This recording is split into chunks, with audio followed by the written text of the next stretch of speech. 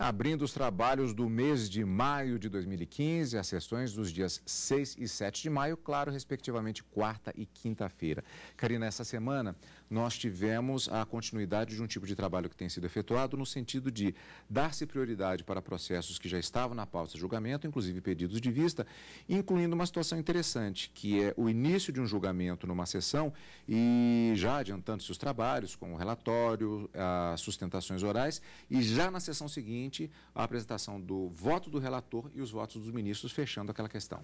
Cadu, e essa foi uma realidade tanto da quarta como da quinta-feira. Na quinta-feira, os ministros também, embora não tivessem iniciado a contagem ou a prolação dos votos pelo relator e os demais ministros, em razão de um quórum um pouco baixo e diante da densidade da discussão de um determinado tema, os ministros iniciaram o julgamento fazendo um breve relatório, o relator, a sustentação oral do representante da Caixa Econômica Federal, em um dos casos, para posteriormente uma promessa de que talvez na semana que vem o julgamento seja retomado com o quórum da Corte, da Suprema Corte, um pouco mais, vamos dizer assim, volumoso do que na quinta-feira. Então, na quarta-feira também eles iniciaram o julgamento de uma ação direta de inconstitucionalidade em que a Associação Nacional dos Membros do Ministério Público questionavam a possibilidade ou não da Defensoria Pública ingressar com uma ação chamada Ação Civil Pública, que é uma ação que, dentre os propósitos dela, seria para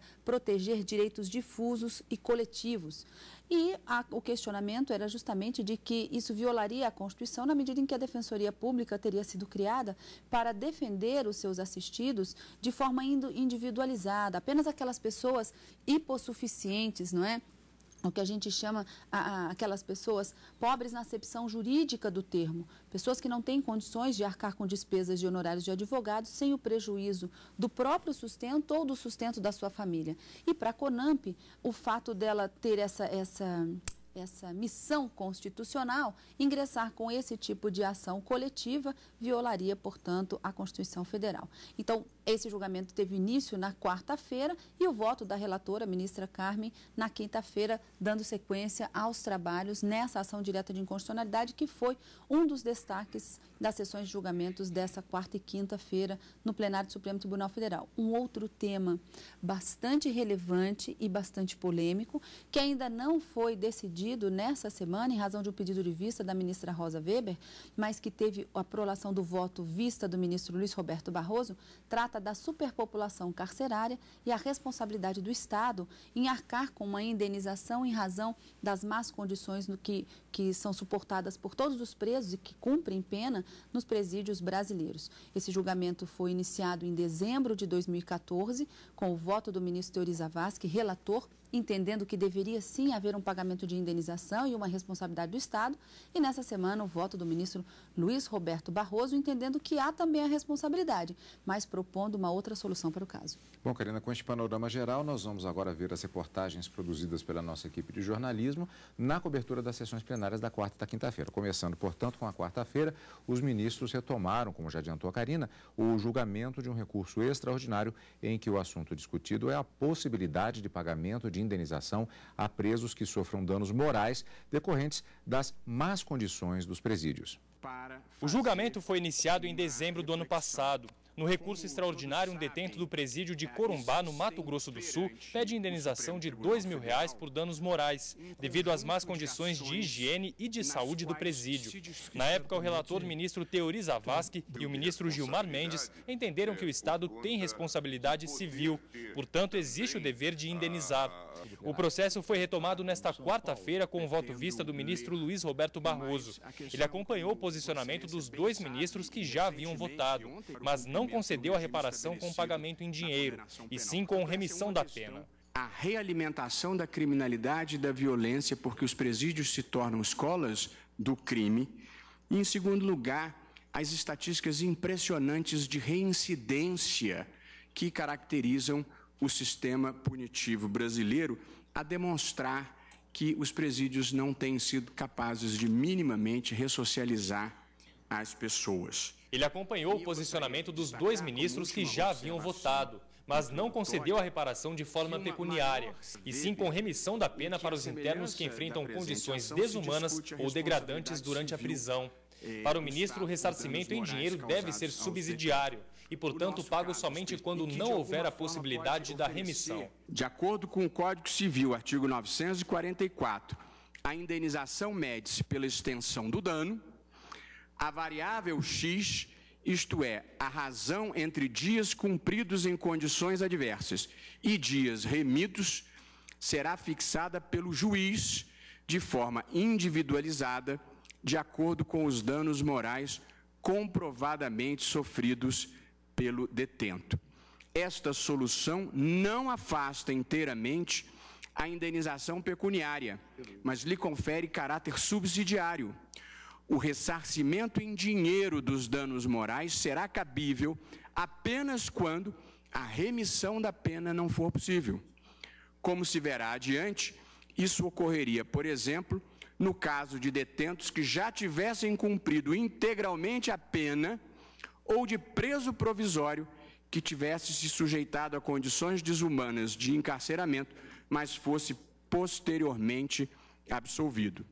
Esse mecanismo de reparação de danos que eu estou propondo como civil, ele é admitido no direito comparado, tendo sido adotado pela Itália e aprovado pela Corte Europeia de Direitos Humanos, que, ao examinar o caso italiano, concluiu, aspas, tratar-se de uma reparação adequada em caso de más condições materiais de detenção, com a vantagem inegável de contribuir para o problema da superlotação. No Brasil, muito embora a remissão da pena como meio indenizatório ainda não tenha sido cogitada pelo direito, ela é inteiramente reconduzível ao sistema normativo vigente. E aqui, presidente, eu procuro demonstrar a lógica de se utilizar a remissão da pena como critério de reparação do dano. Ou seja, a remissão da pena, a abreviação da pena é, aspas, a moeda, fecho aspas, pela qual se vai reparar este preso que foi mantido em condições degradantes. O primeiro fundamento que legitima normativamente, a meu ver, esta solução é relativamente óbvio. O tempo cumprido em condições degradantes deve ser computado de forma diversa e mais favorável do que o tempo cumprido em condições normais, como deveriam ser os presídios na forma da lei.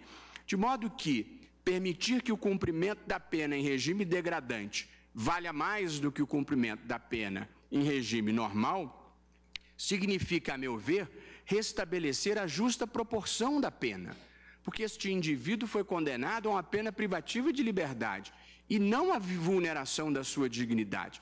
E, portanto, se além de preso ele ainda sofre outras sanções não admitidas pelo ordenamento jurídico, eu penso que não há nada de ilegítimo em se computar este tempo de prisão como um tempo a maior, utilizando-se esta técnica da remissão. Após o voto vista, os ministros iniciaram um debate sobre as propostas do ministro Luiz Roberto Barroso de remissão de pena.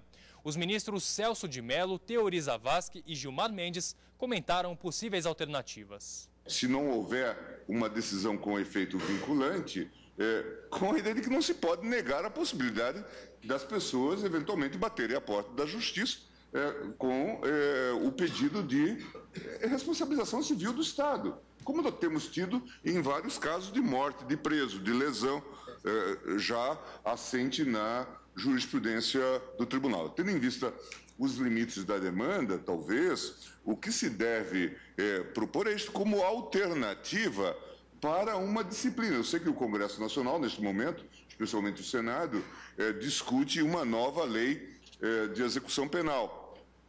E lá se coloca, inclusive, eu estava lendo, uma proposta de, eventualmente, antecipar a execução da pena para buscar a abertura de vagas. Quer dizer, pelos números aqui distribuídos pelo ministro Barroso, isso é notório, nós hoje estamos ganhando um outro campeonato mundial, né? Além do de corrupção, estamos também ganhando esse de mais presos. Tem algumas dúvidas só que eu gostaria de colocar para esse debate. A primeira e fundamental dúvida é a questão como criar essa solução alternativa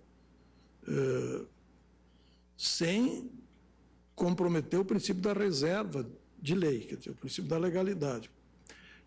Por que eu digo isso? Porque a responsabilidade civil por dano moral se trata de uma ação de responsabilidade, a demanda por responsabilidade civil decorrente de dano moral é uma demanda que tem base normativa na responsabilidade civil do Estado, portanto, se trata de uma demanda cível, cuja prestação também se dá no campo civil e cuja competência, portanto, é do juiz civil.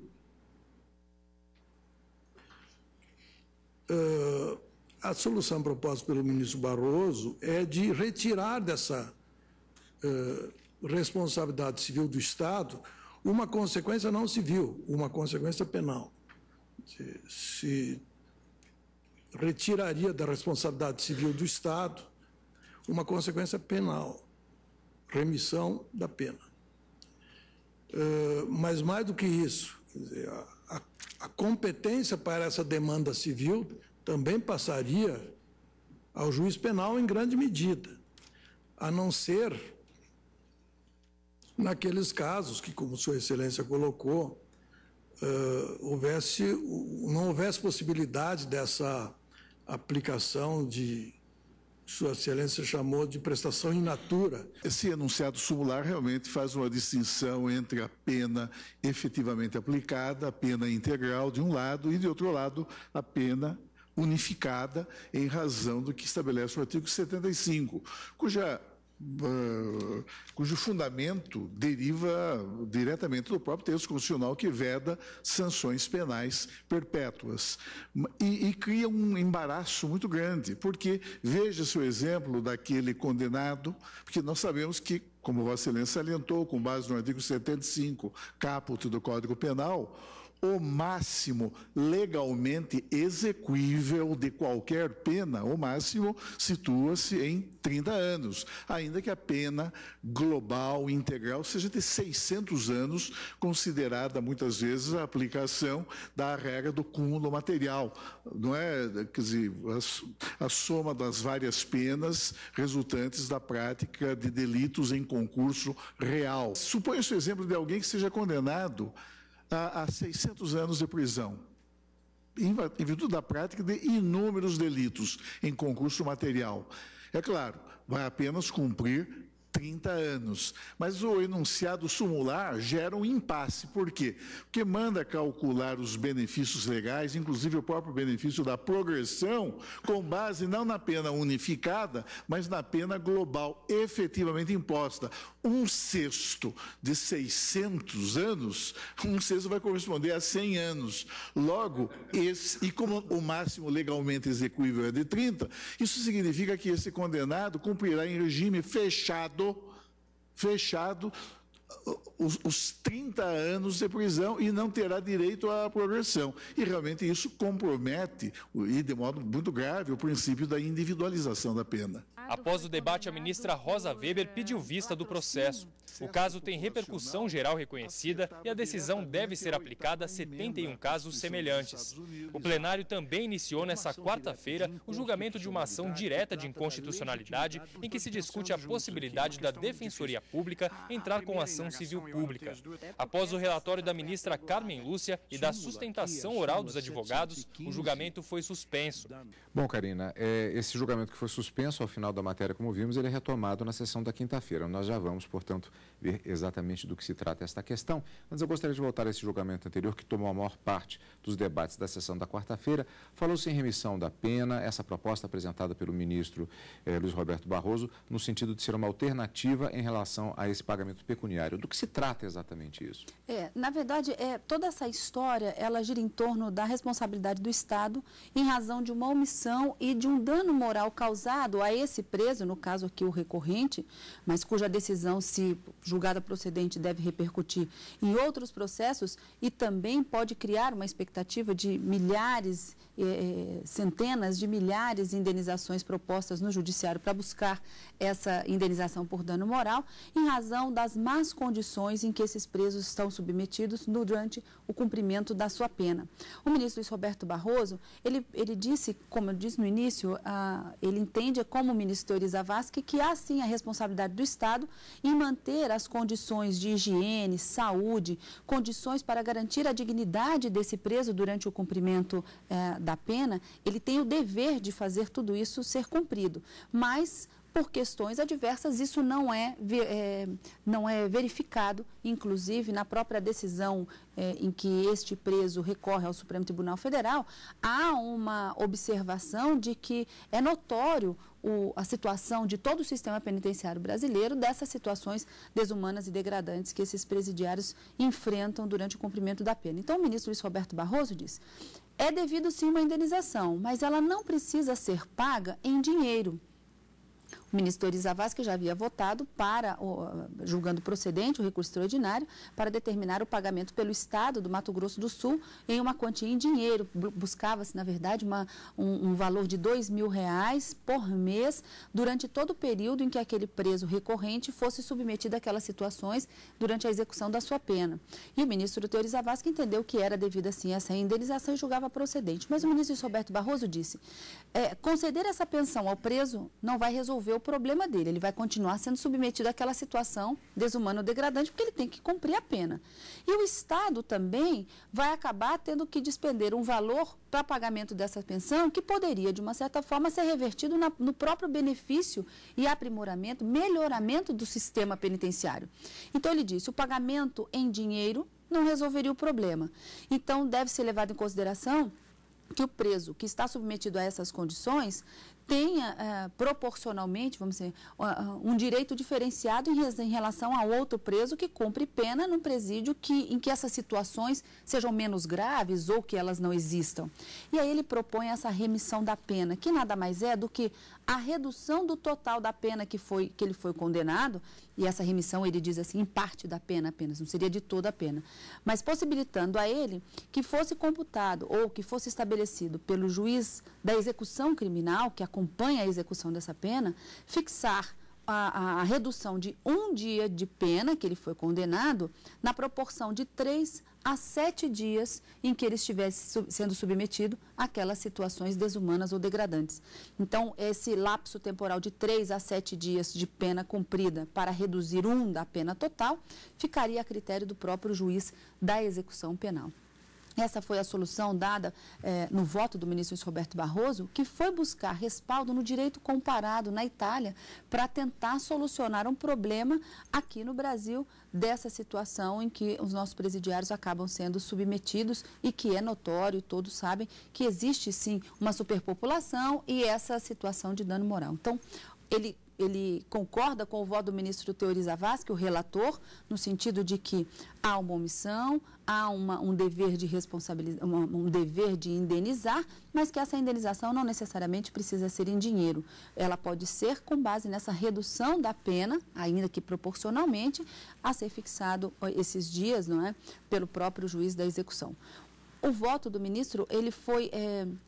Várias considerações, a gente viu no vídeo, foram feitas pelos ministros logo depois do seu voto. O ministro Ricardo Lewandowski, presidente, inclusive, disse é um voto bastante instigante, que nos leva a refletir sobre essa possibilidade de solução do caso concreto e que acaba repercutindo também em toda a sociedade, na medida em que, se houver a necessidade de pagamento de indenização pelo Estado em dinheiro, milhares de presos poderão entrar com essa indenização e o que vai acabar resultando até mesmo num aumento de demandas feita pela própria Defensoria Pública. Então, o pedido de vista da ministra Rosa Weber pode fazer com que os demais ministros também reflitam um pouco mais sobre esse voto do ministro Roberto Barroso e, em um momento posterior, a questão volta a ser discutida no plenário. Por enquanto, não temos uma prevalência, né? Nós temos só 2 votos, ministro Teori e ministro Luiz Roberto Barroso, de acordo em relação à necessidade de indenização, mas a forma de indenização há uma divergência. Vamos aguardar, então, o voto da ministra Rosa Weber.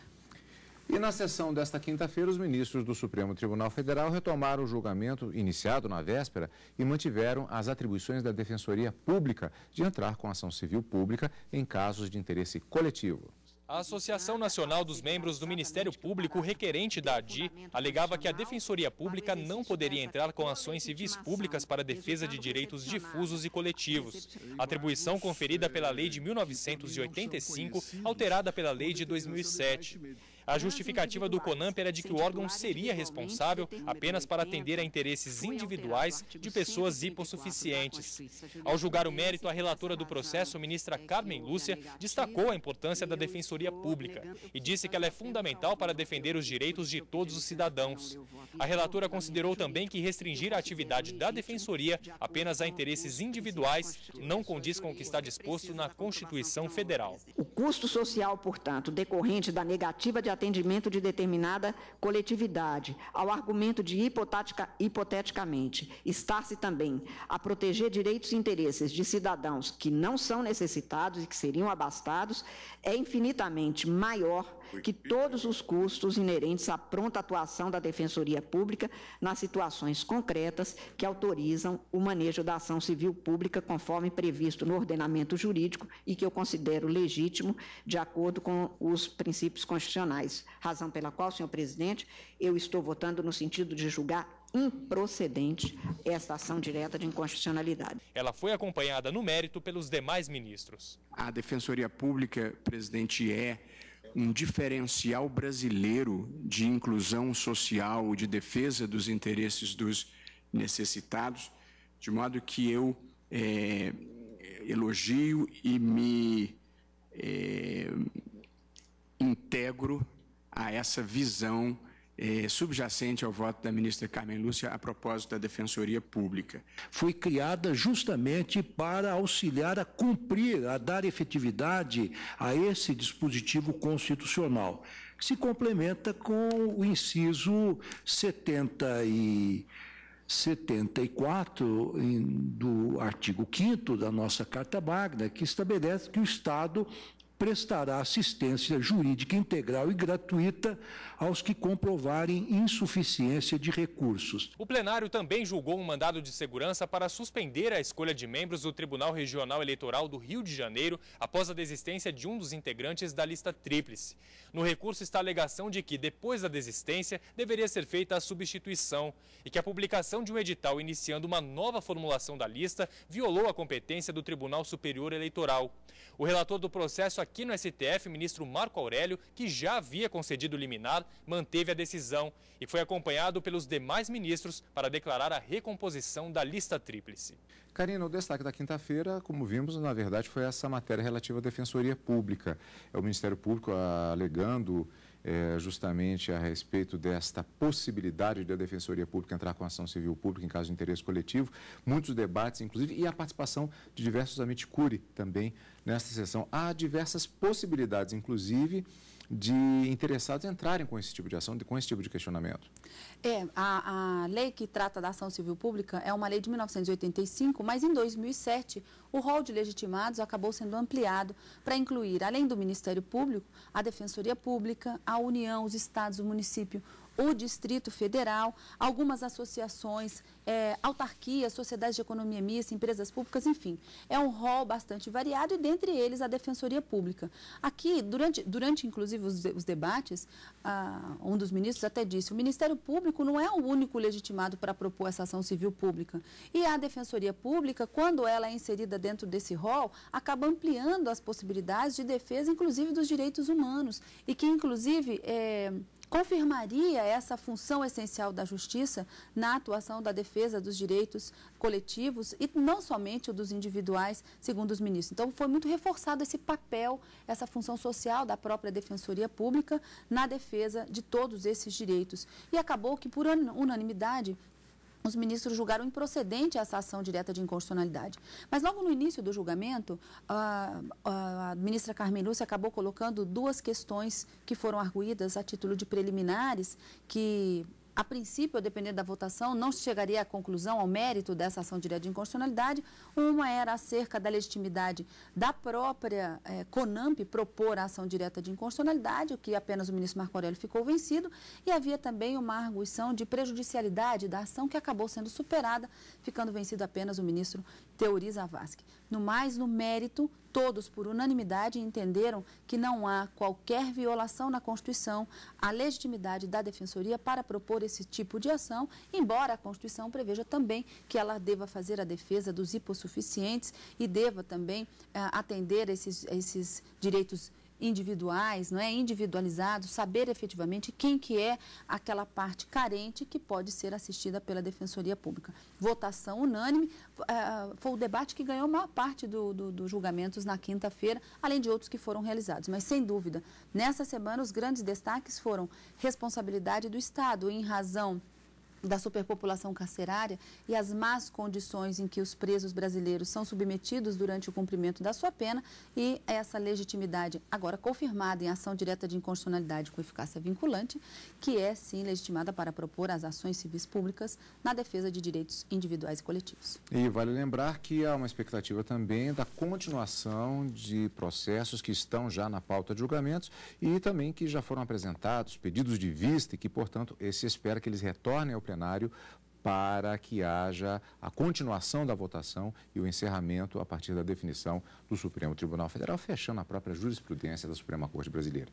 O que significa, Karina, que na semana que vem nós já temos encontro marcado. Encontro marcado, quarta e quinta-feira, ao vivo, no Direto do Plenário, e no final de semana com plenárias.